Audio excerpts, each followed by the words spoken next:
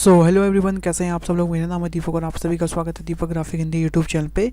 सो ये है chapter number 29 and chapter number 28 में हमने बात की थी ब्लेंडर के लेटेस्ट मॉडिफायर के बारे में।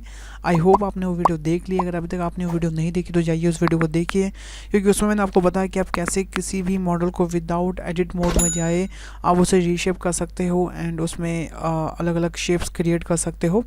एंड अगर आपको वीडियो पसंद आती है उस वीडियो को लाइक एंड शेयर एंड मेरे चैनल को सब्सक्राइब जरूर करिएगा। एंड आज हम जिस टॉपिक के बारे में बात करने वाले हैं वो है मोस्ट रिक्वेस्टेड टॉपिक मेरे पास जो आया था। तो आज हम बात करने वाले हैं कैमरा के बारे में कि ब्लेंडर में कैमरा कैसे यूज़ होता है। तो चलिए शुरू करते हैं। सो गाइस, जैसा कि आपको पता है कि जैसे ही आप ब्लेंडर स्टार्ट करते हो तो आपके पास तीन चीज़ें डिफ़ॉल्ट आती हैं। वो है कैमरा, हमारा क्यूब और एक लैंप। ओके, तो आज हम उसमें से एक चीज़ के बारे में बात करने वाले हैं जो है कि कैमरा। तो कैमरा आप बाय डिफ़ॉल्ट वाला भी यूज़ कर सकते हैं और आप खुद से भी ऐड कर सकते हैं शिफ्ट ए करके। तो जैसे ही आप शिफ्ट ए प्रेस करेंगे तो आप देखिए यहाँ पर हमारा कैमरा है, नहीं तो आप ऐड मेन्यू से जाके भी ये चीज़ ऐड कर सकते हैं। ओके, पर आपने यहाँ पे एक चीज़ नोटिस की होगी कि मैं जब कैमरा पे ऐड कर रहा हूँ तो मेरे पास यहाँ पे 2 और 3 एक्स्ट्रा ऑप्शन आ रहे हैं। तो ये क्या है, बेसिकली ये एक ब्लेंडर का बाय डिफ़ॉल्ट एड ऑन है जिससे हम सिनेमैटिक शॉट क्रिएट करते हैं। एंड मैं इनके ऊपर एक सेपरेट वीडियोस बनाऊंगा। अगर आपको इनके ऊपर सेपरेट वीडियोस चाहिए तो आप नीचे कमेंट बॉक्स में कमेंट करिए कि हमें चाहिए करके। एंड कैमरे का एक ऑप्शन है डेप्थ ऑफ फील्ड, उसके ऊपर भी मैं एक सेपरेट वीडियो बनाऊंगा, क्योंकि मैं आप लोगों को यहाँ पे कंफ्यूज नहीं करना चाहता कि डेप्थ ऑफ फील्ड एक साथ एंड बाकी कैमरे की सेटिंग एक साथ बताऊँ। तो इसलिए मैं डेप्थ ऑफ फील्ड, और अगर आपको इस टॉपिक के ऊपर अलग से सेपरेट वीडियो चाहिए camera rig dolly and crane वाले के ऊपर, तो मैं इस पर भी आपके लिए एक सेपरेट वीडियो बना दूंगा। आप नीचे कमेंट कर सकते हैं मुझे। ओके, तो चलिए शुरू करते हैं आज का वीडियो। तो सबसे पहले अगर हमें अपने सीन में कोई भी कैमरा व्यू देखना हो तो उसके लिए हम प्रेस करते हैं 0। तो जैसे ही हम 0 प्रेस करते हैं तो हमारा आप देख सकते हैं हमारे पास एक कैमरा व्यू आ जाता है, एक बॉक्स आ जाता है बन के। एंड इस बॉक्स की जो वैल्यू होती है वो यही है कि जो भी इसके अंदर होगा सिर्फ वही हमारा फाइनल रेंडर में दिखेगा। मान लीजिए मेरे पास 2 ऑब्जेक्ट है, मैंने इसको डुप्लीकेट करके यहाँ साइड में कहीं रख दिया, यहाँ कहीं, ठीक है। तो अभी क्या है, हमारे व्यू पोर्ट में तो ये पूरा दिख रहा है हमें, पर जो ये बॉक्स के अंदर ही इतना कट गया है, अगर मैं इसको रेंडर करूँगा तो हमारे पास इतना ही कटा हुआ पार्ट इसका आएगा। तो आपके पास चाहे कितना ही बड़ा मॉडल हो, पर वो जब तक कैमरा के अंदर नहीं होगा वो चीज़ आपकी रेंडर नहीं होगी। तो इस चीज़ को आप ध्यान रखिएगा। एंड कैमरा व्यू के अंदर आने के 2 ऑप्शन है, एक तो आप यहाँ से जा सकते हैं, जो 2 शॉर्टकट है, प्रेसिंग दी 0। ओके, नहीं तो आप यहाँ सिलेक्ट के अंदर जाके, सॉरी व्यू के अंदर जाके कैमरा एंड फिर एक्टिव कैमरा पे जा सकते हैं। ओके, तो ऐसा आप कैमरा व्यू देख सकते हैं। और जैसे ही आप कैमरा व्यू देखते हैं तो हमारे पास एक बॉक्स आता है, मैं उसको जैसे ही क्लिक करूँगा तो यहाँ देखिए हमारे पास कैमरा की सेटिंग्स आ जाती हैं। यूजुअली क्या होता है कि लोग कैमरा की सेटिंग ढूंढ रहे होते हैं पर उनको सेटिंग मिलती नहीं है, क्योंकि उसके लिए हमें सबसे पहले कैमरे पे क्लिक करना होता है, उसके बाद हमारे पास एक कैमरा की सेटिंग यहाँ पे ओपन होती है। तो इसमें जो सबसे पहला ऑप्शन है वो है हमारा लेंस का। तो लेंस में हमारे पास पहला ऑप्शन है टाइप में एज अ पर्सपेक्टिव। तो हमारे पास 3 टाइप होते हैं, पर्सपेक्टिव, ऑर्थोग्राफिक और पैनोरामिक। तो हम तीनों के बारे में डिस्कस करेंगे थोड़ा बहुत। ओके, तो सबसे पहले मैं बात करता हूँ पर्सपेक्टिव के बारे में। तो पर्सपेक्टिव बेसिकली आप लोग जैसे पता ही कि 3 डायमेंशनल होता है। ओके, तो सेम चीज़ यहाँ पर भी है। तो पर्सपेक्टिव एक थोड़ा रियलिस्टिक कैमरा व्यू माना जाता है according to our real world, मतलब हमारे रियल वर्ल्ड के हिसाब से। एंड सबसे उसके बाद जो हमारा ऑप्शन आता है वो है हमारा फोकल लेंथ। सो फोकल लेंथ बेसिकली क्या होता है कि कैमरा की ऑब्जेक्ट से कितनी दूरी है। ओके, आप इस चीज़ में कंफ्यूज मत होइएगा कहीं आपने, अगर आपने ये कैमरा ऐसे स्केल कर दिया और आप सोचोगे अब तो हमारा कैमरा बड़ा हो गया तो मतलब इसकी दूरी और नज़दीक हो गई होगी, नहीं, ये सिर्फ हमारा कैमरा स्केल करता है, इससे हमारे फ्रेम पे कोई असर नहीं पड़ता। आप देखिए। ओके, और ये स्केल का ऑप्शन क्यों दिया गया है, क्योंकि मान लीजिए अगर आपके पास बहुत सारा ऑब्जेक्ट है आपके मैश में, आपके इन्वायरमेंट में, और आपका कैमरा अगर छोटा सा रह गया इतना सा, तो वो सिलेक्ट होने में प्रॉब्लम ना दे, इसलिए हमें ये ऑप्शन बना रखा है स्केल का। अदरवाइज़ इस स्केल से हमारे व्यू पे कोई फ़र्क नहीं पड़ता। ओके, पर अगर आप फोकल लेंथ चेंज करेंगे तो आपके व्यू पे डेफिनेटली फ़र्क पड़ेगा। जैसे कि मैंने आपसे बोला था कि फोकल लेंथ डिफाइन करता है कि हमारी जो ऑब्जेक्ट है उससे कैमरा की जो दूरी है वो कितनी होगी, वो आप यहाँ से सेट कर सकते हैं। बाय डिफ़ॉल्ट 50 बहुत अच्छे से काम करता है एंड यूजुअली हम इसे बाय डिफ़ॉल्ट 50 रहने देते हैं, पर कुछ सर्कमस्टांसेस में हम इसे बढ़ाते हैं, कुछ में हम कम करते हैं, क्योंकि हर बार हम कैमरा को जूम इन जूम आउट नहीं कर सकते। अगर हमारे पास ज़्यादा यहाँ पे मटेरियल है और वो पूरे कैमरे में नहीं आ रहा है तो हम फोकल लेंथ को कम कर लेते हैं, तो हमारी चीज़ें ज़्यादा कवर होने लग जाती हैं। ओके, ज़्यादा इससे और कुछ फ़र्क नहीं पड़ता, पर्सपेक्टिव थोड़ा और अच्छे से हो जाता है, बट कभी कभी पर्सपेक्टिव बहुत ख़राब हो जाता है, जैसे कि ये देखिए। ओके, तो ध्यान रखिए कि आप फोकल लेंथ को मेंटेन करके ही चलें। आप 10-20 ऊपर नीचे कर सकते हैं, पर ज़्यादा तभी करें जब आप कुछ स्पेशल इफेक्ट क्रिएट कर रहे हो।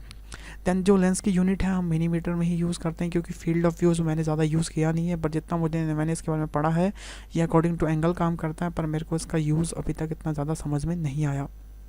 ओके, देन अब आते हैं हम शिफ्ट एक्स एंड वाई। जैसे कि आपको पता है हम कोई भी चीज़ को शिफ्ट एंड एक्स वाई कर सकते हैं ऊपर नीचे। तो जैसे एक्स से हम यहाँ साइड से इसको मूव कर सकते हैं एंड वाई से हम ऊपर नीचे मूव कर सकते हैं। Okay, then so next option हमारा clip start. And clip start एक बहुत ही इंपॉर्टेंट ऑप्शन है, आप इसे थोड़ा ध्यान से सुनिएगा क्योंकि ये बहुत यूज़फुल ऑप्शन है। कई बार लोग परेशान हो जाते हैं कि हमारे कैमरे में जो चीज़ें हैं वो आधी डिसअपीयर क्यों हो रही हैं, उसका रीज़न ही क्लिप होता है।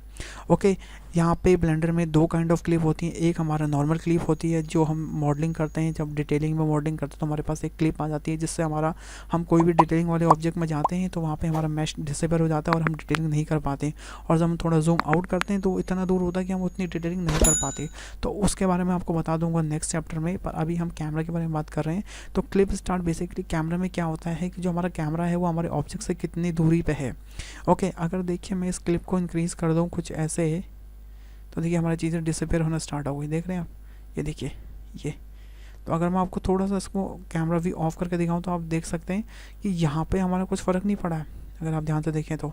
पर हमारा एग्जैक्टली जो क्लिप है वो ये है कि जो हमारा व्यू है कैमरा का उसमें एक देखिए ऐसे जो कैमरे का जो फोकल लेंथ है वो जो लेंस है वो आगे को बढ़ रहा है, और जितना आगे को बढ़ रहा है वो मैश के अंदर डिसअपीयर होते जा रहा है एंड चीज़ें कटते चली जा रही है। ये देखिए, तो ध्यान रखिएगा कि आपका जो फोकल लेंथ है 0.01 रहे, जो कि परफेक्ट होता है एक। ओके, एंड आई थिंक 0.1 भी लेते हैं लोग एंड 0.01 भी लेते हैं अकॉर्डिंग टू योर एनवायरनमेंट, कितना बड़ा है कितना छोटा है। ओके, एंड होती है कि आपको कितना, हमारा एंड 100 पे रहती है तो दिक्कत नहीं आती। अगर हम इसे कम कर देते हैं तो सेम चीज़ इसमें भी होना स्टार्ट हो जाएगी। चीज़ें बाहर के साइड से पीछे के साइड से मतलब काइंड ऑफ डिसअपीयर होना स्टार्ट हो जाएंगी। ये देखिए।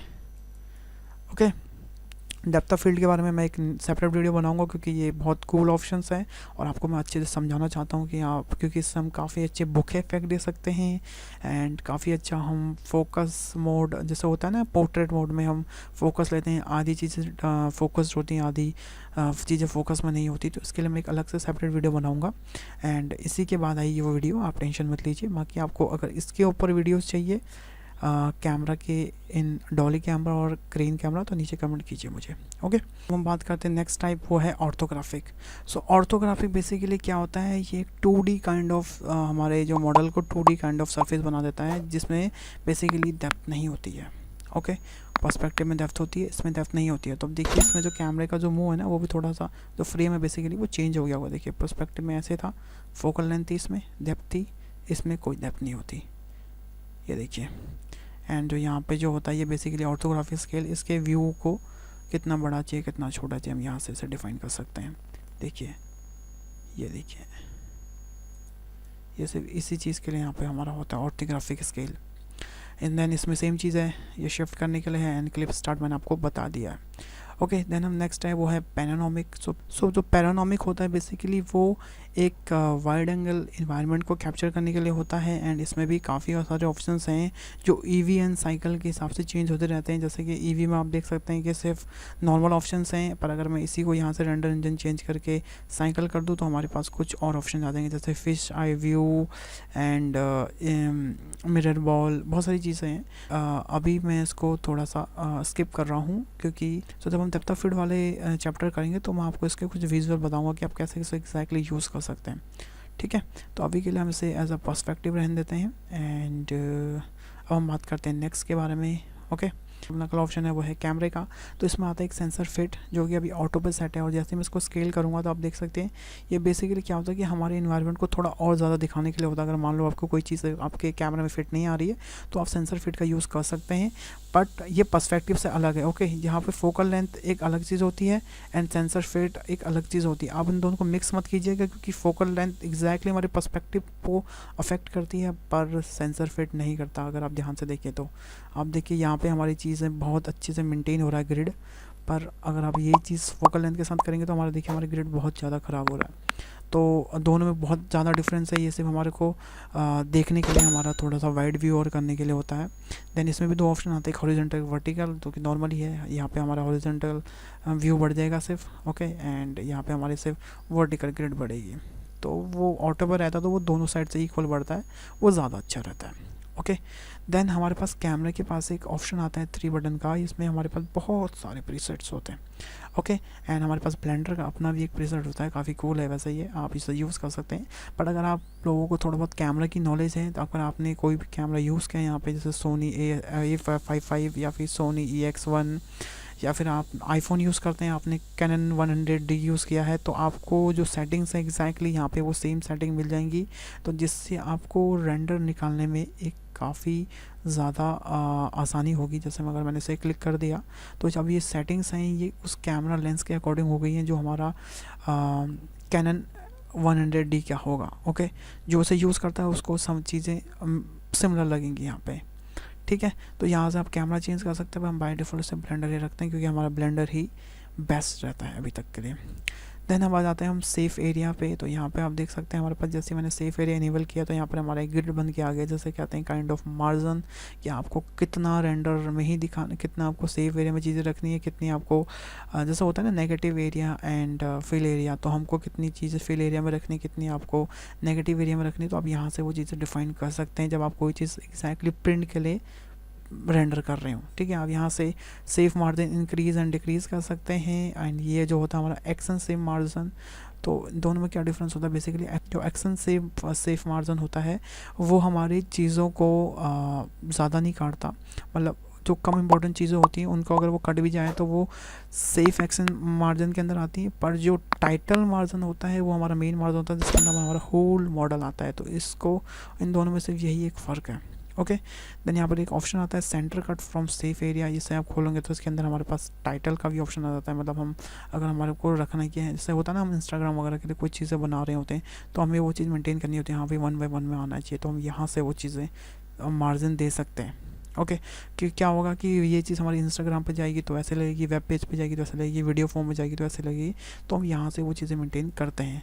देन यहाँ पे कुछ प्रीसेट होते हैं, जैसे आपको 4:3 चाहिए, 16:9 चाहिए जो 90:20 होता है, एंड 14:69 चाहिए, तो आप यहाँ से वो प्रीसेट यूज़ कर सकते हैं एंड अपने आप खुद के प्रीसेट बना सकते हैं, ओके। देन आता है हमारा बैकग्राउंड इमेज। तो बैकग्राउंड इमेज बहुत ही एक अच्छा टूल है जिसके थ्रू हम चीज़ें क्रिएट कर सकते हैं बेसिकली। तो क्या होता है कि जैसे मैं यहाँ बैकग्राउंड इमेज पे क्लिक करूँगा, यहाँ बोलेगा आप एक इमेज ऐड करिए। जैसे मैं यहाँ पे इमेज ऐड करके यहाँ पे ओपन करूँगा तो ये बोलेगा भाई इमेज बताइए कहाँ आपकी। तो मैं यहाँ गया और मैंने यहाँ से एक इमेज ले ली, कोई सी मान ली ये ले ली। तो अभी जो ये इमेज है ना ये हमारे सिर्फ कैमरा व्यू में दिखेगी, ये देखिए कहीं नहीं दिखेगी। हमें से रेंडर करूँगा, ओ सॉरी डिलीट हो गई, रेंडर करूँगा, आई थिंक वो हट ही गई शायद, हाँ अब ठीक है। तो रेंडर करूँगा तो देखिए रेंडर में भी नहीं विजिबल होगी। बट अगर आपको कोई चीज़ कैमरा के अकॉर्डिंग बनानी है तो आप यहाँ से डायरेक्टली उसे कैमरा के बैकग्राउंड में इमेज रख के आप उसे क्रिएट कर सकते हैं, ओके। आप यहाँ पे मूवी क्लिप भी ला सकते हैं, आप यहाँ पे इमेज भी ला सकते हैं, जैसे कि मैंने आपको बताया था। आप यहाँ से उसकी ओपेसिटी मेंटेन कर सकते हैं, आप उसको जैसे मैंने आपको बताया था लास्ट से लास्ट चैप्टर में फ्रंट एंड बैक करने का, तो यहाँ पे वो चीज़ सेम है। आप स्ट्रेच कर सकते हैं एग्जैक्टली कैमरा के एंगल के हिसाब से फिट कर सकते हैं, मतलब फ्रेम के हिसाब से आप क्रॉप कर सकते हैं, ओके। यहाँ पे सेम चीज़ है, ऑफसेट कर सकते हैं, इसे आगे पीछे अगर आपको करना हो, ऊपर नीचे अगर आपको करना हो आप यहाँ से कर सकते हैं।